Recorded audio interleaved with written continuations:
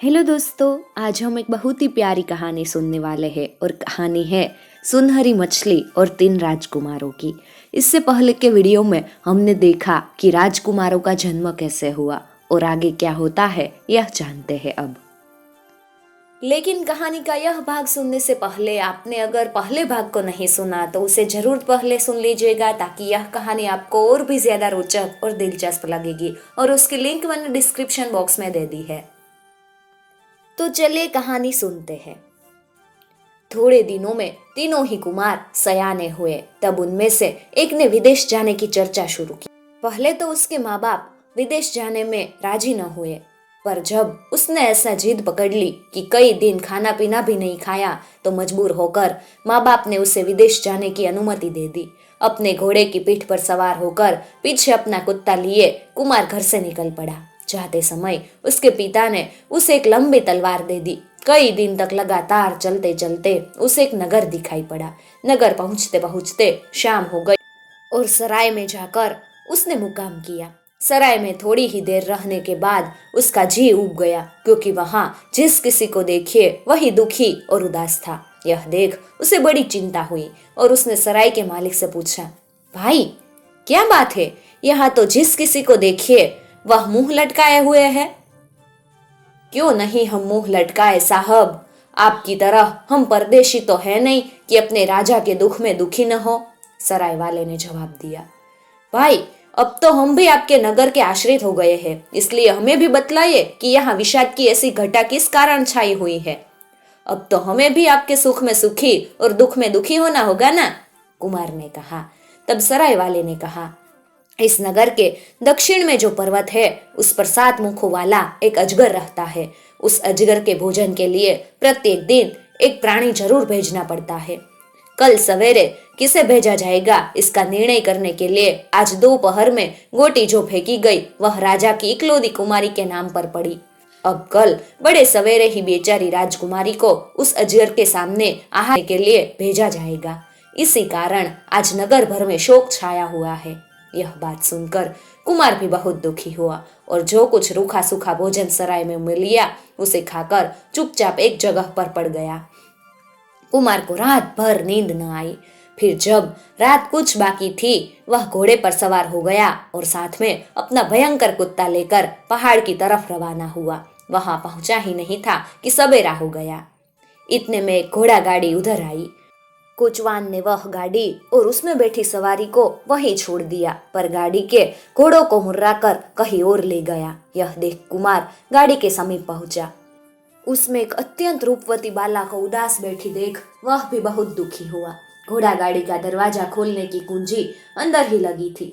कुमार ने राजकुमारी से दरवाजा खोलने के लिए कहा, परंतु राजकुमारी ने दरवाजा नहीं खोला, वरन उनसे उसे वहां के शीघ्र भागकर कहीं चले जाने के लिए कहा। तब कुमार ने अपनी तलवार से गाड़ी के दरवाजे को स्पर्श किया। तत्काल दरवाजा खुल गया और कुमार गाड़ी में जाकर राजकुमारी की बगल में बैठ गया। राजकुमारी नहीं जानती थी कि उस युवक को अजगर की बात मालूम है, इसलिए घबराहट के साथ उसने अपने ऊपर शीघ्र आने वाली विपद का ब्यौरा उससे कह सुनाया। यह सब सुनकर बड़ी शांति के साथ कुमार ने कहा, राजकुमारी जैसे एक को मरना है वैसे ही दूसरा भी मरेगा। फिर उसने राजकुमारी से अपने कानों की तरफ देखने को कहा। राजकुमारी जब उधर देखने लगी तो कुमार ने धीरे से उसकी पोशाकों का एक एक टोका काटकर जतन से अपने पास रख लिया। राजकुमारी ने एक से एक बढ़कर सुंदर 7 पोशाकें पहन रखी थी। इसी समय पहाड़ के ऊपर से कोई चीज आंधी की तरह लुंड मुंड नीचे उतरती हुई दिखाई पड़ी। कुमार गाड़ी में से फौरन बाहर आकर अपने घोड़े पर सवार हो गया और उसी तरफ तेजी से बढ़ा। तब तक वह 7 मुखों वाला अजगर सामने आ गया। सीटी बजाकर कुमार ने अपने कुत्ते को संकेत किया। कुत्ता एकदम अजगर के ऊपर झपट पड़ा। उधर घोड़े ने भी अपनी टांगों से अजगर को रौंदना शुरू किया। राजकुमारी की गाड़ी में बैठ यह भयानक युद्ध देख रही थी। कुमार ने थोड़े ही देर में अपनी तलवार से अजगर के 5 सिर काट डाले। एक सिर कुत्ते ने काटकर अलग कर दिया और एक सिर घोड़े ने अपनी टांगों से कुचलकर अलग कर दिया। फिर कुमार ने घोड़े पर से उतर अजगर के 7 मुंह खोलकर सब जीभें काट ली और उन्हें एक रुमाल में बांधकर अपने पास रख लिया। कुमार जो ही घोड़े पर चढ़ने लगा, राजकुमारी ने उसे आवाज दी और अपने साथ राजभवन में चलने के लिए कहा, किंतु वह घोड़ा बढ़ाकर तेजी से वहां से चला गया। अपनी सराय में पहुंच घोड़े को घास डाल वह अपने कमरे में आराम करने लगा।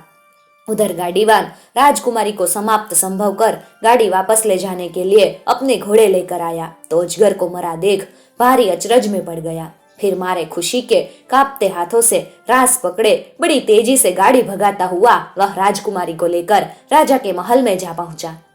राजकुमारी को जीवित वापस देख राज सदन और सारे नगर में आनंद की बधाइयां बजने लगी, मंगल सूचक बाजे बजने लगे, चारों दिशाएं गुंजरित हो उठी।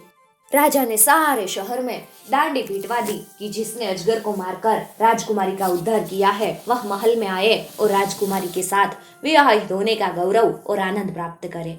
राजकुमारी के पहाड़ के नीचे से चले आने के पश्चात उसी पहाड़ की तरफ एक कोयला बेचने वाला जा निकला था।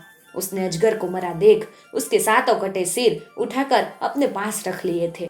नगर में आने पर जब उसने राजा की डांडी पीटती सुनी तो अजगर के सिरों वाली गठरी लिए वह सीधे राजा के महल में पहुंच गया। राजा ने अजगर के सिर देखकर उसके कहने पर विश्वास कर लिया और उसी दम राजकुमारी के विवाह की तैयारियां करने का हुक्म दे दिया। संध्या समय राज सदन में एक बड़ी भारी दावत दी गई।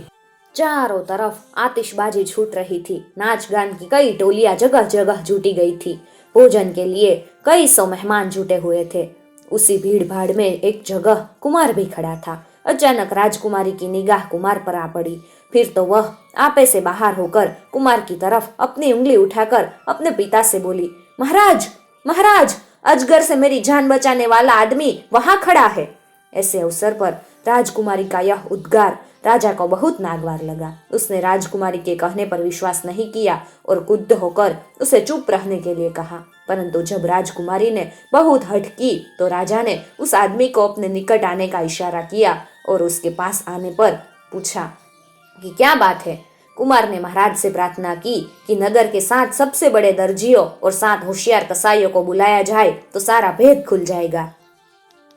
आज्ञा होते ही 7 दर्जी और 7 कसाई बुलाकर सामने खड़े कर दिए। तब कुमार ने उन दर्जियों के सामने राजकुमारी की 7 पोशाकों के कटे हुए टुकड़े रखकर पूछा कि क्या वे टुकड़े राजकुमारी के लिए सिले हुए 7 कपड़ों से कटे हुए नहीं हैं? दर्जियों ने राजकुमारी की उन दिन की पोशाक मंगवाकर अच्छी तरह से मिलान किया और तब एक स्वर से कहा कि वे टुकड़े सच्ची राजकुमारी की पोशाक के ही है। तब कुमार ने कसाईयों से प्रश्न किया कि क्या उन्होंने कभी कोई ऐसी जानवर का वध किया है जिसके मुंह में जीभ न मिली हो? उन्होंने एक स्वर से कहा कि ऐसा कोई जीव नहीं जिन्होंने अभी तक कभी न कभी देखा हो। तब राजकुमार ने कोयला बेचने वाले जुआन के लाए हुए मुखों में जीभ देखने के लिए कसाईयों से निवेदन किया। कसाईयों ने अजगर के कटे सिर में मुंह के भीतर लकड़ी डालकर बहुत कुरेंदा, परंतु वहां किसी भी मुंह में जीभ नहीं थी। राजकुमार ने अपना रुमाल जिसमें उसने 7 जीभ रखी हुई थी सामने बढ़ाकर कसाईयों से कहा कि वे जीभों की जांच करें। कसाईयों ने प्रत्येक को उठाकर और उन मुंहों में रखकर देखा। वे निसंदेह उसी अजगर की जीभें थी। तब को सब लोगों को उस कोयला फरोश पर बड़ा गुस्सा आया और राजा ने उसे वही सबके सामने फांसी पर लटवा दिया। उसी रात राजकुमारी के साथ राजकुमार का विवाह हो गया। ऐसे वीर और सुंदर जवान को देखकर नगर निवासी बहुत प्रसन्न थे। विवाह के बाद जब सब उत्सव समाप्त हो गए तो राजकुमारी और कुमार महल के शयन के लिए पधारे। शयनागार में राजकुमारी परमात्मा के अनुग्रह के लिए भुक्त कर प्रार्थना पढ़ने लगी और राजकुमार खिड़की के पास खड़ा होकर बाहर का दृश्य देखने लगा। उस समय चांदनी दूध सी चादर के समान चारों तरफ फैली हुई थी और रात रानी की भीनी भीनी महक भी सारे वातावरण को स्निग्ध कर रही थी। एकाएक राजकुमार को दूर पर एक महल खड़ा दिखाई दिया जिसे उसने पहले कभी नहीं देखा था। अपनी पत्नी को इशारे से अपने निकट बुलाकर कुमार ने पूछा, राजकुमारी, उस महल में कौन रहता है? यह सुनते ही राजकुमारी सिहर उठी और अपनी सारी ताकत हथेलियों से राजकुमार की आंखें ढांपती हुई बोली, स्वामिन, अब आप उधर तनिक भी न देखिए। उस महल में जाकर आज तक कोई लौटा नहीं है। परंतु उस महल की तरफ निगाह जाते ही न जाने कौन सा जादू कुमार के सिर पर चढ़ गया कि वह उसी क्षण वहां जाने के लिए अधीर हो उठा। राजकुमारी ने उसके चरण पकड़ लिए और अत्यंत दीनता और विनम्रता के साथ घर से बाहर न निकलने के लिए उससे विनती करने लगी। आखिर राजकुमारी कुमार को वहां जाने के लिए क्यों रोक रही थी और क्या था उस महल का राज, यह जानने के लिए आपको कहानी के दूसरे भाग का इंतजार करना पड़ेगा। दोस्तों, अगर आपको हमारी कहानी अच्छी लगती हो तो हमारी चैनल को जरूर सब्सक्राइब कर लीजिएगा ताकि आने वाले नए वीडियोस की नोटिफिकेशन सबसे पहले आपको मिल सके।